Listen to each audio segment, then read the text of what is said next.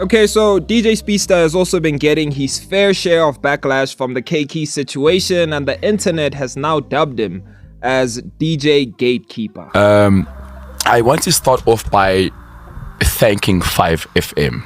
Yes. And the SABC. Yes. I just want to start there. We here. Because they don't put hip hop on national radio anymore. This is the only hip hop show on national radio. So I want to start by thanking 5FM and bigging them up for taking that chance. So I want us to look at the influence Speedsta has on the game. Is this man really a gatekeeper? Did he do this for the clout, or did he genuinely do this for the culture? Let's talk about it. The reason why with hip-hop we can't move is because the older guys, including myself, you know, whether we do it consciously or unconsciously, we keep building walls so the young guys can't literally come to us for... No, I disagree. Wait, hold on. You haven't did a whole skit, bro. Yes, I had to. Rap is not us. I've done everything that everyone has done to basically become you successful. came prepared. You're so childish. Sekgon Kaiseng was born in Vaal Triangle, and later he moved to Johannesburg in 2011, and he started doing a show on Trace Africa Radio. He did a show on few community radio stations back at home in Vaal, and then he got a gig on Soweto TV presenting an entertainment show there. I was doing that for a good 2 or 3 years, just DJing and trying to figure out everything. And then last year I got a YFM gig, and this year I got the Vuzu gig. From there things started shaping up. Now it's like everything I've always been doing, just on a bigger platform. I think the most important thing is as much as like guys want to be rappers and hip hop and so forth, it's always important to always have like a commercial side to you as an artist, you know. So it's all good and well to be able to rap 65 bars or whatever, but at the end of the day you want to make hits.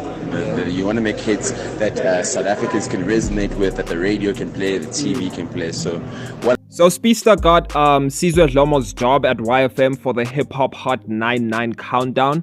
It ran for like an hour, and he also did the hip hop floor. So then in 2017, he also joined Metro FM to host Absolute Hip Hop alongside Loot Love. And we all know a big part of his career is the milestone of having the song Mayo, featuring Teleman, Young Swiss, Frank Casino, and Shane E. So Mayo was produced by Gemini Major, who was Family Tree's in-house producer at the time, and the song peaked at #1 on South Africa's biggest radio stations like Metro FM Top 40 charts and the 5FM Top 10 at 10 hip-hop charts. And on June 5th, 2017, Mayo was certified gold by the Recording Industry of South Africa. It was a massive hit. And then he had I Don't Know, which was also another massive hit, featuring Zoocci Coke Dope, J Marley, and Frank Casino. And I'm hearing it was certified triple platinum on 4th August 2018. On January 25th, 2019, his debut studio album Bottlebrush Street was released. The album features Zoocci Coke Dope, Casper, Nyovest, and Riky. And at the 2019 DStv Mzansi Viewers' Choice Awards, he was nominated for Favorite DJ. The following year, at the 2020 South African Hip Hop Awards, he was nominated for the Best DJ as well. I remember Speedsta giving me a plaque for Mayo for the artwork. That's dope, though. That's dope. Since the song went platinum, and it was funny because that was supposed to be my song, and then he asked for it, and then I said, "Yeah, sure, take it. I don't think I'm gonna do as well as whatever you have planned for it." Because on the 9th of June 2021, he co-hosted SABC One music show Live Amp alongside with DJ Lamiez. On August 13, 2021, his single Pardon My French featuring Zoocci Coke Dope and Lucasraps was released, and Speedsta received a nomination for DJ of the Year at the 2021 South African Hip Hop Awards again. And I want to talk about a situation, well, not a situation, but a period in hip hop. I don't know if you guys remember the Popcast. I mean, no cap. That was a Gatekeeper lineup of podcasters. Not gonna lie, we had VG, who was actually working really close with Universal. I'm talking like the A&R or something.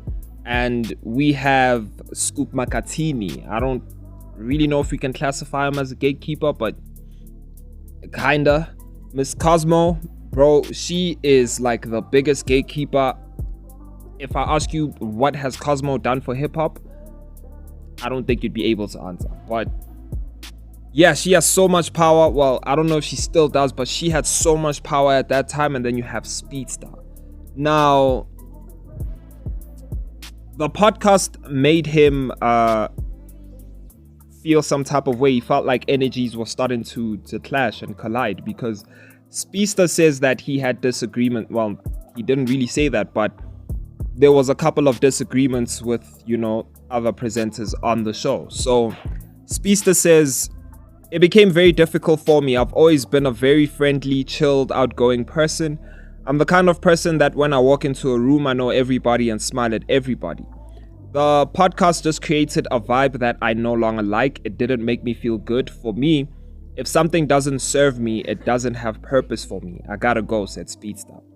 So for me, I also think besides him having, situations with the presenters on the podcast as well, I think he started having situations with rappers as well, because there was a point when he was saying that artists that he previously worked with were ignoring him and kind of felt away. I don't know whether they felt away about the things he was saying on this podcast or, whatever. Because when it gets to this part of the game, if you are a commentator or saying your opinion about the game and all of that, you can't always please everyone, and especially artists. You can't be friends with these people. They're not going to be your friends, because I strictly want to be honest and you don't like that. What happened to the Popcast? Shit, man. I think growth, change, life moving on and things changing, being in a different space, and unfortunately just not being able to be that guy anymore.